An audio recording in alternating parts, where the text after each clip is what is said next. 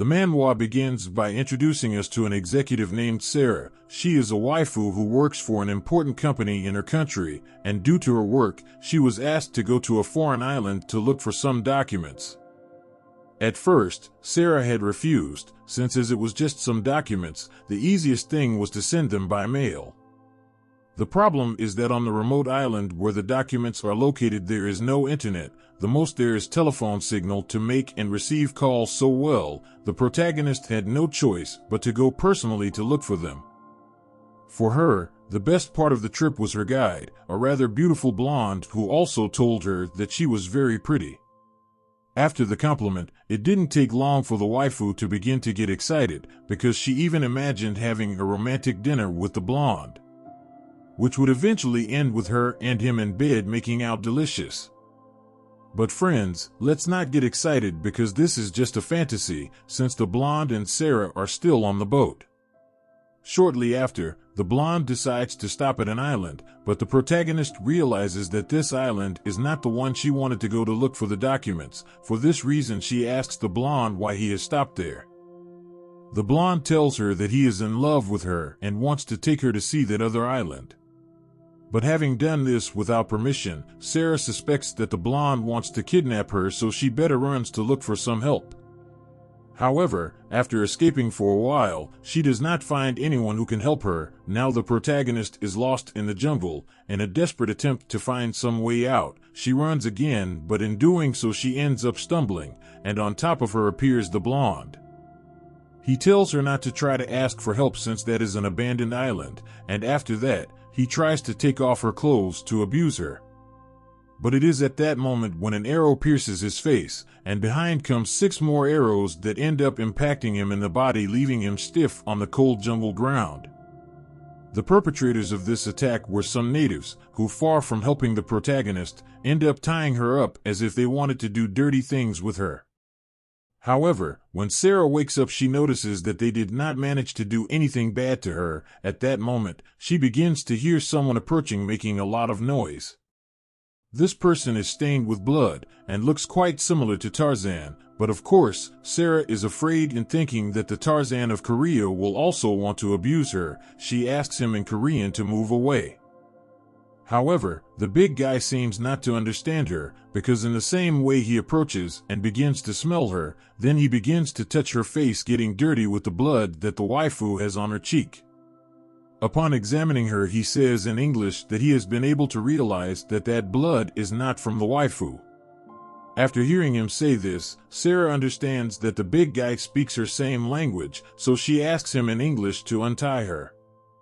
The big guy tries to do it, and during the process he asks her what she is doing in that jungle. The waifu tells him that she was going to look for some documents on another island, but that her guide took her there without her permission, and while they were both there, they were ambushed by some guys with arrows. And it is at that precise moment when they throw another arrow at her. When he realizes it, the big guy flees without being able to untie the waifu. 2 natives arrive at the scene who belong to a primitive tribe. They know that an intruder has arrived on the island and thought that intruder was the blonde guy, so they killed him, but upon seeing the protagonist, they say they do not understand, since according to the tribe's investigations, the intruder had not brought a woman. For this reason they plan to interrogate her so that she tells them everything she knows, although before the bastards are thinking of taking off her clothes. But that is when the big guy appears to beat up the natives, and after having given them a good beating, he manages to finish untying the waifu. Being free, she thanks the big guy, but he, without saying a word, decides to carry her. There Sarah asks him to let her go, but the big guy tells her that if he leaves her there, the arrow guys will come back to attack her again. Being that way, the protagonist accepts being carried, and the big guy asks her to hold on tight so he can take her away. She does, and that's how they flee the place. Meanwhile, 2 more natives have arrived at the place where the waifu was tied up, who are part of the same tribe. Thereupon, noticing that the waifu has been taken away, one of them says that he wants to go look for her. Meanwhile, the big guy has the waifu well loaded while resting on a tree. Upon realizing the position she is in, the waifu wants to get off the big guy's lap. However, he warns her that if she has never climbed a tree before, it is best to stay close to him, otherwise she may fall. However, despite the warning, the waifu wants to separate herself a little from the big guy, and when she tries, she ends up touching one of his wounds. When she does, she apologizes, since her intention was not to hurt him, but the big guy noticed that when the waifu put her hand on the wound, he felt relieved. So now he asked Sarah to lend him her hand, which ends up being put back on the wound, feeling a great relaxation. The big guy does not understand why when the waifu's hands touch his wounds he stops feeling pain, so to better understand who she is, he asks her where she comes from. The waifu tells him that she is a foreigner and that she needs to leave that island to go look for some documents. However, the big guy warns her that in order to leave that island they must pass through the beach, and that beach is Asapi territory, who were the ones who attacked her with arrows and tied her up. So if she even tries to step on that beach, the Asapi tribe will capture her again. Given this situation, the waifu asks if there is any way to pass through the beach without being captured. The big guy tells her that the only way is to obtain permission from the Asapi tribe, but that is not an option for her since the tribe showed interest in capturing her. And he can't be the one to ask for permission either, since he is also being sought by the Asapi. While he's telling this, the big guy faints for a brief period of time, and upon waking up, he notices that the waifu is gone, but not only that, he also notices that his wounds have completely healed. For his part, Sarah is stubbornly trying to leave the island despite the big guy's warning. Along the way, he begins to hear strange noises, so he runs away before running into anyone. So at the end of the road, she ends up coming across some ruins that look ancient and similar to a tourist attraction. For this reason, the waifu approaches to admire the design up close and, surprised by it, decides to climb some huge steps until she reaches the entrance. There she realizes that the door is closed. When she tries to open it, she hears a voice telling her not to do it. With this, the waifu thinks that she is being scared by some ghost, because when she looks around, she notices that there is no one there, and yet the voice she heard sounded very close. Shortly after, the big guy appears to stop her, telling her not to enter because those rooms are controlled by the god Kudu, and those who dare to enter without permission are treated as intruders. The big guy tells her that it's best if they leave the place. For this reason he carries her, but as the waifu asks him to let her go, the big guy does so and waits for her from below so that she can come down alone. But the detail is that Sarah is convinced that she wants to enter the ruin. Upon hearing Sarah's determination, the big guy decides to accompany her, but before that he confesses that this ruin is used as a place to create children. Men and women from different tribes gather there to do the deed, and only those who are blessed by kudus are given a new life to raise.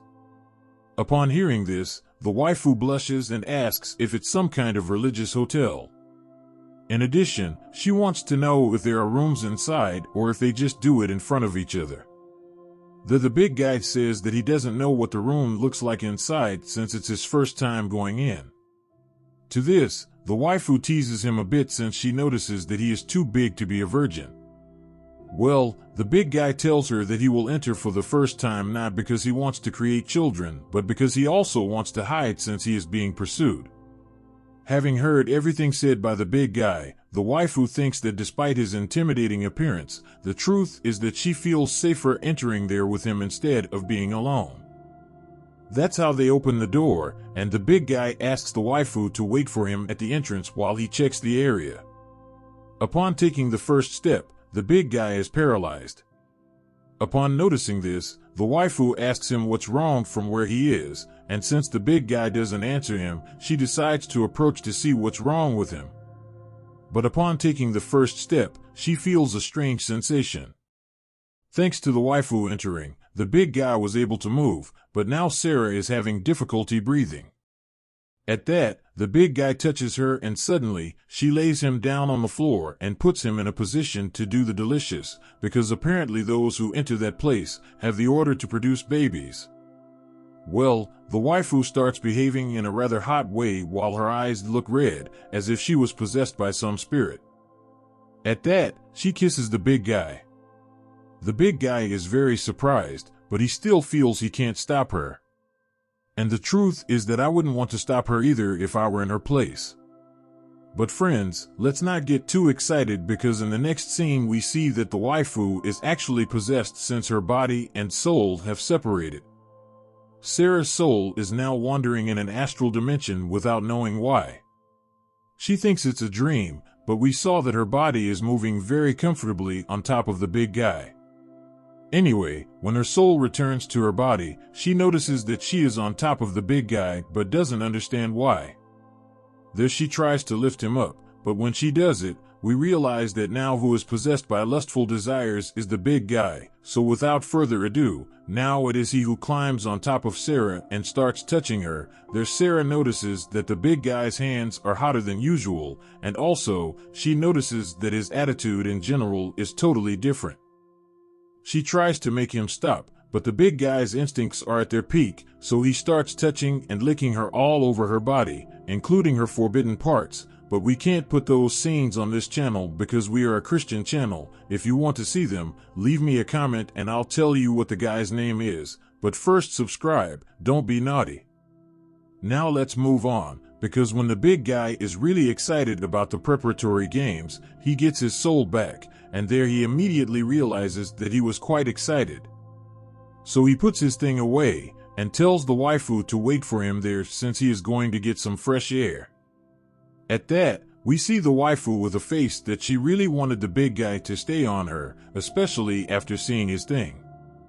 Meanwhile, the big guy is outside without recognizing what he feels because that feeling is new to him. He had never felt that sensation before, and upon remembering, he notices that he lost consciousness after being kissed by the waifu. From there on he began to lose control of his body, but despite that, he feels ashamed of what he was doing with the waifu. And inside the ruins, Sarah is also quite embarrassed because when she was in full action she was enjoying it a lot.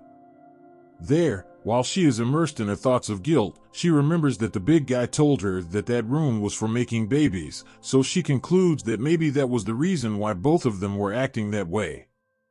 After a while, the big guy returns to the room to take Sarah away. There the waifu asks him where he plans to take her, to which the big guy tells her that he will take her to a place where she can wash her body because he left her all covered in saliva.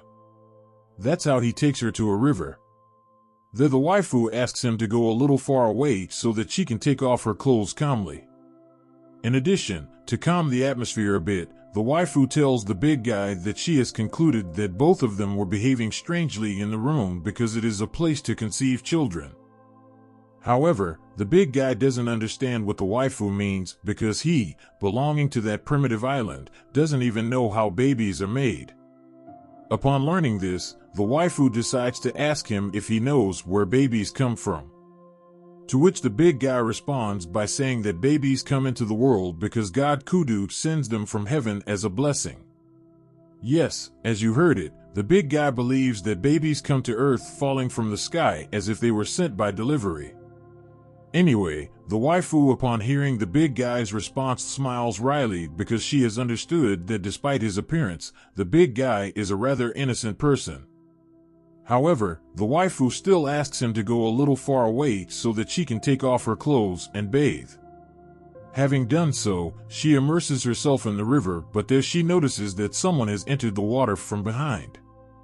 Naturally, she thinks it's the big guy, but no, this time it's an unknown guy who wants to take over the prota's body. After seeing him, Sarah asks him who he is and where he wants to take her.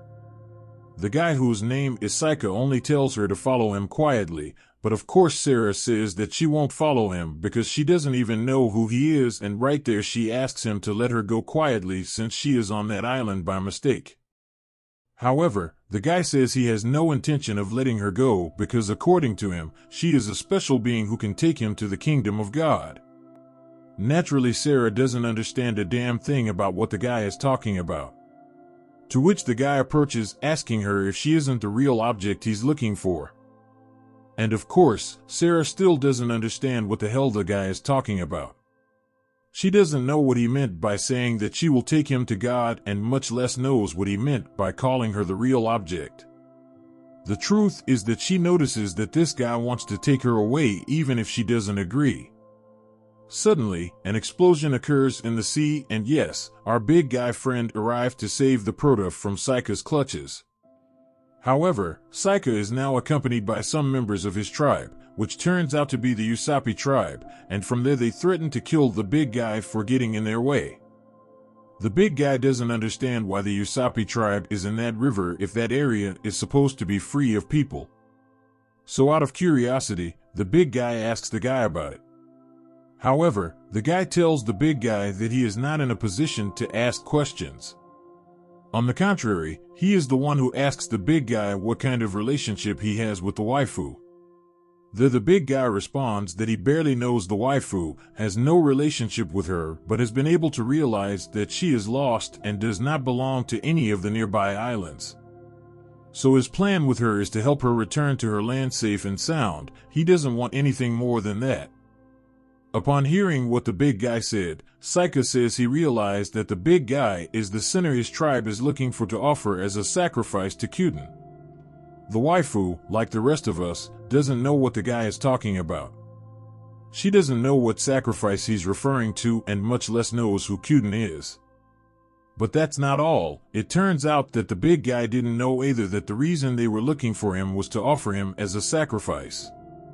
And yes, apparently the big guy fled his tribe at a very young age and doesn't know the customs of the race.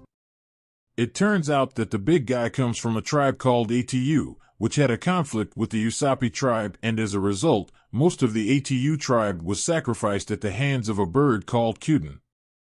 The only one who managed to escape that death was the big guy, and since then he has been running away.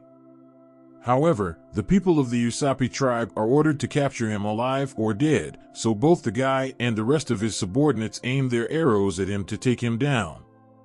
There, Sarah offers to go with the Usopp tribe in exchange for leaving the big guy alone. The waifu's plan is to go with that tribe because they are the ones who own the beach territory, and being there, she will look for a way to escape to another island or to her village.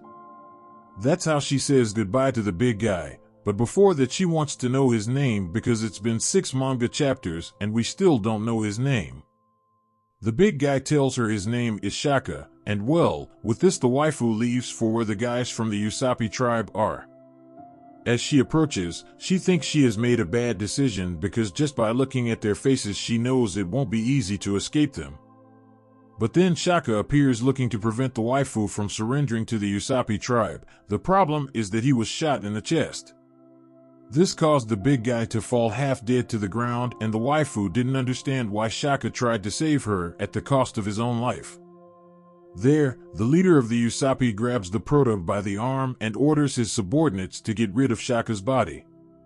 Upon learning that they killed the big guy, the waifu begins to protest because the deal was that she would go with them if they spared Shaka's life, and as he himself just said, they killed him. Saika says they weren't going to kill him, but since he attacked first, they had no choice but to kill him to defend themselves. After this, he grabs the waifu by her shirt and warns her that if she doesn't want to end up like Shaka, it's better for her to be obedient. Having been mistreated, the waifu kneels on the ground concluding that it was indeed a mistake to surrender to the Usopp tribe because everything seems to indicate that they will kill her. So taking advantage of the fact that the subordinates are dealing with Shaka's body, she decides to attack him in order to hurt him and escape.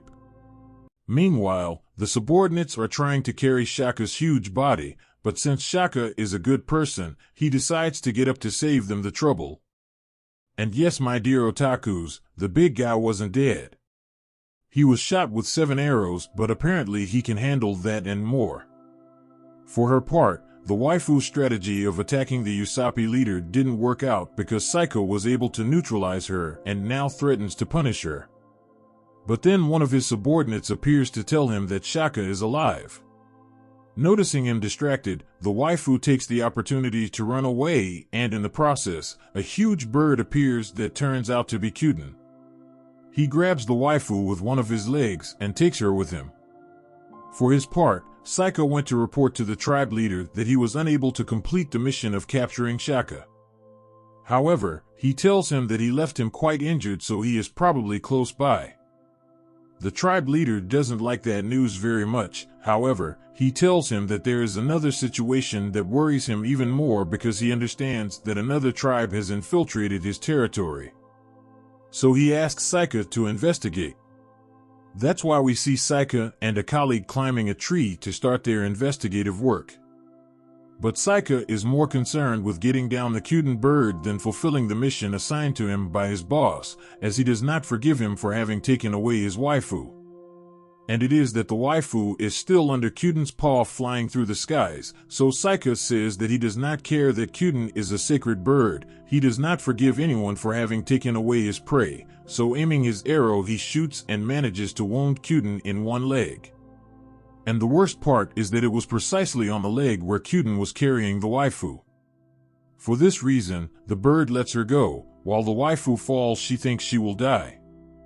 Kyuden intends to save her, but the problem is that Saika is aiming at him to shoot another arrow. But, that's when our beloved big guy appears behind Saika to save the day. He goes to pick up the waifu, leaving us with a truly beautiful rescue scene. But of course, they are still falling, but if they touch the ground, Shaka will be the one to receive the impact. Their Sarah is surprised and asks the big guy how he got there, but well, Shaka is not in a position to talk. He has to concentrate to get into a good position for Kyuden to grab them. In the end, Kyuden grabs them again, but in the process the big guy is injured. Their Sarah sees the blood and asks if he is okay, but no, the big guy doesn't feel like talking. It's clear that he's tired after receiving 6 arrows, and besides that, Kyuden is squeezing him pretty hard. Realizing this, the waifu thinks it's because Kyuden has an arrow through that leg, so she tries to remove it. However, Kyuden reacts badly and ends up biting her on the neck. Noticing this, the big guy gets worried, and to find a way to heal Sarah, he decides to loosen Kyuden's claws until he falls freely. Everything seems to indicate that they will have a good hit when they fall, but no, fortunately the big guy has steel legs and manages to land on his feet without twisting his ankles. After landing, he notices that the waifu's wound is getting worse, so he immediately takes her to a hut to try to heal her. The problem is that he doesn't know how to do it. There we see him trying by putting his hand on the wound, but it doesn't work. Then he gives her a kiss, but this doesn't work either.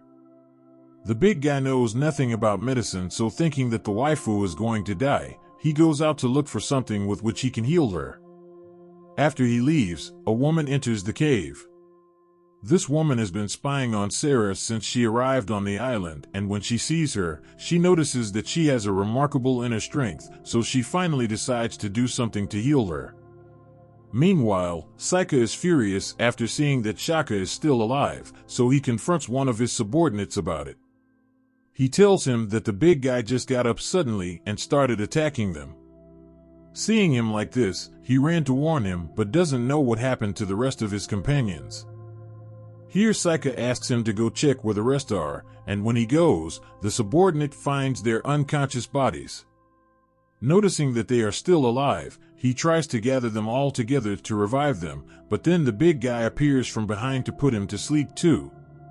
Then he looks for some supplies to heal Sarah, but when he gets to the cave, he notices that the waifu is not there. Then the woman responsible for taking her away appears from behind. The big guy recognizes her and calls her Suriya, and she's really pretty. Suriya is an old friend of Shaka's, so that's why we see him greeting her cordially. Then he asks what she's doing there with him since she's the daughter of the chief of the Usapi tribe. Suriya tells him that he can relax because her father doesn't know that she's there with him, and then she takes him to where she has the waifu. She brought her a mini tent where he is healing her, and it is clear that Sarah's neck has improved. The big guy thanks. Then she says goodbye, wishing him luck. That's when Shaka asks her to stop and asks her why she's helping him if he fell out of favor with his tribe, but Suriya tells him not to be mistaken because she's not helping him, she's helping her, that is, the protagonist. After this, the big guy goes to the tent and notices that indeed Sarah's heart has returned to beating normally, and it is at that moment when he wonders who the hell Sarah really is. After a while, Sarah is awakened by her cell phone alarm, so when she notices that her belongings are with her again, she begins to think that she has been rescued and is back in her city. That's how she gets up and goes out to confirm it, but when the first thing she sees are Shaka's buttocks, she realizes that she is still on the same island. There she immediately hides nervously so that the big guy doesn't find out that she was looking at his lower back, and when she looks to the side, she realizes that Shaka the handsome guy washed her clothes. He's a real sweetheart. The big guy tells her that he took the liberty of washing it because it was very stained with blood. However, the last thing Sarah remembers is that they were flying over Kyuden's leg. She doesn't remember that Kyuden bit her, so she doesn't understand why her clothes were stained with blood.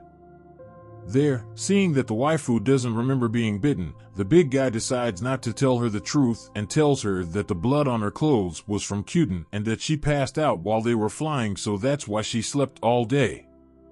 This story is convincing to Sarah, so she accepts it as true, and although she is aware that in order to wash her clothes, the big guy had to undress her, she also knows that he is quite innocent, so she trusts that he didn't do anything bad to her. Later on, we see her trying to get a signal, but the truth is that it's more likely that Memo Ochoa will win something with Salernitana than she will get a signal on that island. So resigned, she begins to think that she will remain on that island forever, but not all the news is bad because at least the big guy is with her and won't let her starve to death. There he offers her an apple that tastes like melon, and the waifu begins to think that since she arrived on that island, what she has mostly gotten are enemies, so since Shaka is the only one who has helped her, she decides that she will trust him more. And although at times she feels uncomfortable sleeping with him, the truth is that she also feels safer. There she notices that the big guy has a scratched back and remembers that Kyuden hurt him, so she tries to touch him to feel the depth of the wound. However, Shaka reacts by taking her arm and asking her what she's trying to do. The waifu tells him that she just wanted to touch the wound, but the big guy asks her not to touch it. To this, Sarah agrees, and right there she takes advantage of the fact that Shaka is awake to ask him why he has taken the trouble to protect her if they don't even know each other, since he has put his life at risk for her who is a complete stranger. The big guy tells her that she is a foreigner who is lost, so it's logical that she would need help, and for this reason he helped her because Tajeria told him that every time he found someone lost he should help them. Naturally, the waifu asks who Tajeria is, to which the big guy tells her that Tajeria is the chief of the ATU tribe, to which he belongs. To this, the waifu thanks the big guy for protecting her and then later realizes that Shaka doesn't have the wound on his chest, so she touches him. When she does this, the big guy gets an erection, and that's why Shaka had asked the waifu not to touch him, because he has realized that every time she does it, his thing rises immediately without him being able to do anything about it. There, understanding that he has no sexual education, she teaches him what he has to do every time he gets an erection. Well, surely you all know what to do, so we can skip those images because the big guy jerks off in front of the waifu, and if YouTube catches us putting that up they'll scold us. For their part, the people of the Usapi tribe have captured Sariya and have information that she knows where Shaka is, so several of them begin to interrogate her. But for now you won't find out what's coming because this video has come to an end. If you want me to bring a second part of this manga called Totem Zone, let me know in the comments. Since this is a small channel, I'm only going to ask for 50 comments where you tell me that you want a second part, and for each comment to count, you must subscribe. This will help keep this channel alive. You will be the ones who decide if you want a second part and if this channel lives. I love you all.